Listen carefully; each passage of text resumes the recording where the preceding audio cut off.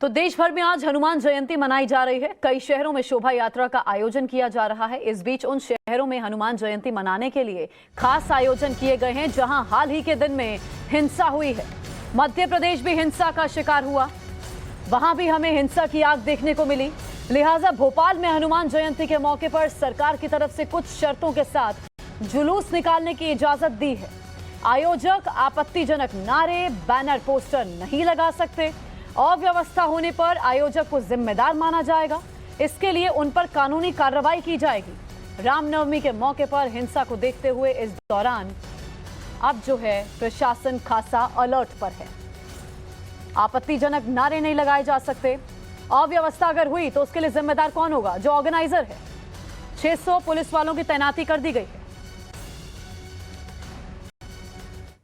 तो देश भर में आज हनुमान जयंती मनाई जा रही है और कई शहरों में शोभा यात्रा का आयोजन किया जा रहा है। इस बीच उन शहरों में हनुमान जयंती मनाने के लिए खास आयोजन किए गए हैं जहां हमने लगातार हिंसा की आग देखी है। एक रिपोर्ट आप देखिए।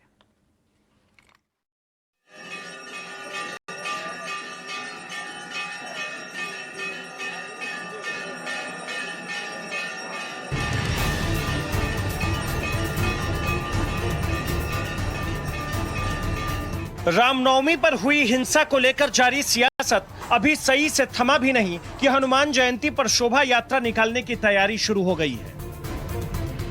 रामनवमी पर देश के कई राज्यों में हिंसा के बाद हनुमान जयंती पर शोभा यात्रा निकालने की इजाजत तो दे दी गई है, लेकिन सतर्कता बरतने को भी कहा गया है ताकि रामनवमी जैसा कोई माहौल ना बने। सबसे पहले भोपाल चलिए। हनुमान जयंती पर भारी संख्या में पुलिस बल तैनात किया गया है। इसके अतिरिक्त सादी वर्दी में भी पुलिस वाले खड़े रहेंगे ताकि अपराधियों के ऊपर विशेष निगाह रखी जाए। आयोजकों के सामने पुलिस ने शर्त रखी है, हथियार लेकर शामिल होने की मंजूरी नहीं होगी। आपत्तिजनक नारे भी नहीं लगाए जाएंगे। ड्रोन से निगरानी करेगी भोपाल की पुलिस। जुलूस व्यवस्था के लिए न केवल हम लोगों ने पर्याप्त पुलिस बल डिप्लॉय किया है, इसके अतिरिक्त वीडियो कैमरा और ड्रोन के माध्यम से भी निगाह रखी जाएगी। इसके अतिरिक्त सादी वर्दी में भी पुलिस बल रखा जाएगा जो अपराधियों पर विशेष निगाह रखेगा और उन पर त्वरित कार्रवाई कर सकेगा। सिर्फ भोपाल ही नहीं, दिल्ली में भी हनुमान जयंती पर कई बड़े कार्यक्रम होने की बात कही गई है। शोभा यात्रा निकालने की बात कही गई है। इसके अलावा बीजेपी के नेता कपिल मिश्रा ने सामूहिक हनुमान चालीसा का पाठ कनॉट प्लेस वाले हनुमान मंदिर पर करने की बात कही है। हनुमान जयंती मनाने के लिए आम आदमी पार्टी की तैयारी भी अलग से है। दिल्ली में हनुमान मंदिर के पास सुरक्षा व्यवस्था कड़ी कर दी गई है। डीसीपी रैंक के अधिकारी सुरक्षा में तैनात रहेंगे। अब जरा महाराष्ट्र चलते हैं, जहां महाराष्ट्र नवनिर्माण सेना ने हनुमान जयंती मनाने का फैसला किया है और यह कार्यक्रम पुणे में होगा। राज ठाकरे खुद हनुमान चालीसा का पाठ करेंगे। पुणे के मारुति मंदिर में हनुमान चालीसा का पाठ करेंगे। शिवाजी पार्क में शिवसेना भी हनुमान आरती करेगी। इन सब के अलावा यूपी में अलीगढ़ से लेकर बनारस और लखनऊ समेत और भी कई जगहों पर हनुमान जयंती मनाने की तैयारी है। साथ में इन सारी जगहों पर सुरक्षा व्यवस्था भी कड़ी कर दी गई है। ब्यूरो रिपोर्ट, टाइम्स नाउ नव भारत।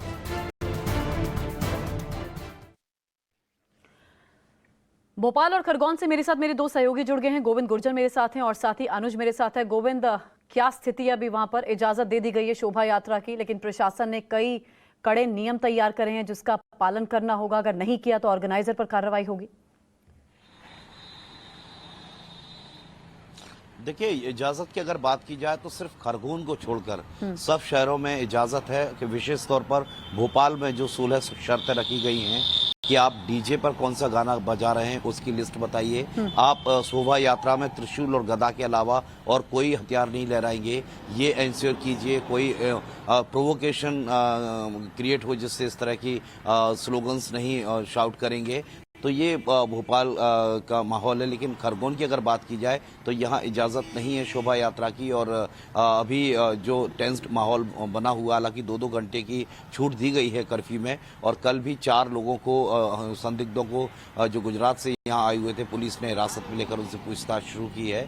तो अभी खरगोन में जो कर्फ्यू की स्थिति है वो जस की तस है। कुछ थोड़ी बहुत राहत दी गई है और संभवतः कल से बहुत उम्मीद है कि बाजार खुलने लगे हैं, ऐसा ऐसा प्रशासन का कहना है, क्योंकि अब धीरे धीरे शांति की ओर शहर लौट रहा है। लेकिन अभी भी आशंका जो किसी भी अनप्रेसिडेंटेड एक्टिविटी हैपनिंग की जो आशंका है उनसे इनकार नहीं किया जा सकता है। और यही वजह है कि पुलिस पूरी तरह से चौकस और चप्पे चप्पे पर चौराहों पर पुलिस बैरिकेटिंग कर जो भी लोग जा रहे हैं उनके पास कर्फ्यू पास है उन्हीं को अलाउ कर रहे हैं। इमरजेंसी अति आवश्यक ज़रूरतों के लिए ही लोगों को बाहर आने की अनुमति है, लेकिन 10 से 12 बजे तक लोग आ जा सकते हैं अपनी ज़रूरत काम के लिए। इस तरह की छूट दी गई है प्रशासन की ओर से खरगोन जिले में। वापस आ रही हूँ आपके पास गोविंद। अनुज भी मेरे साथ भोपाल से जुड़े हुए हैं। भोपाल की क्या तस्वीर है अनुज, क्या कुछ तैयारियां हैं सुरक्षा के लिहाज से, क्या कुछ इंतजाम किए गए हैं?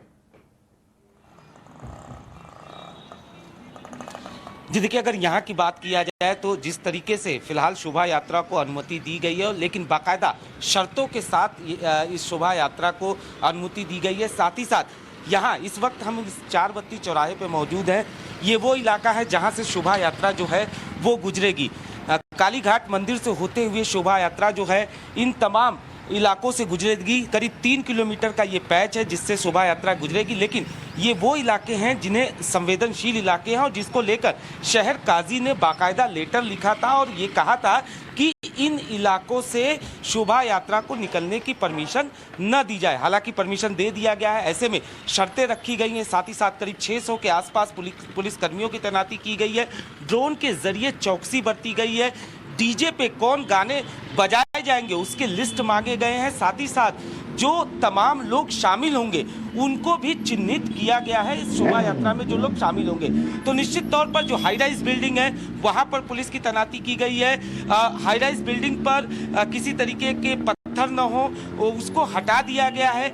यानी प्रशासन की तरफ से पूरी तरीके से चौकसी बरती गई है और इसी वजह से प्रशासन का साफ तौर पे यही कहना है कि सोशल मीडिया पर भी निगरानी रखी जा रही है। ये देखा जा रहा है कि कोई भड़काऊ पोस्ट न पोस्ट करे, ऐसे लोगों पे कार्रवाई की जाएगी। यानी पूरी तरीके से चौकसी बरती गई है। थोड़ी देर बाद ही जो ये रास्ते आप देख रहे हैं इन तमाम रास्तों पर आपको चप्पे चप्पे पे पुलिस बल मिलेगा। चूंकि 4:30 बजे ये कार्यक्रम शुरू होगा, उससे पहले यहाँ पर तमाम जगहों पर पुलिस की तैनाती की जाएगी। सादी वर्दी में पुलिसकर्मी मौजूद रहेंगे। उन तमाम लोगों पे नजरें रखी जाएंगी जिन पर पुलिस को शक रहेगा और इसी वजह से साफ तौर पे ये कहा गया है कि हर तरीके से प्रशासन का ये कहना है कि हर तरीके से चौकसी बरती जा रही है। ठीक है, बिल्कुल ये बहुत जरूरी भी है क्योंकि हमने देखा किस तरह हिंसा की आग में मध्य प्रदेश था। खरगोन के क्या हालात थे वो हम देख रहे हैं। अभी भी वहां पर तनावपूर्ण माहौल तो नहीं है, ढील भी मिल रही है कई घंटों की, लेकिन फिर भी लोगों को कहा जा रहा है सावधानी बरतने के लिए। गोविंद आप भी नजर रखिएगा। अनुज मैं आपके पास भी वापस लौटूंगी। बहुत शुक्रिया अभी हमारे साथ जुड़ने के लिए।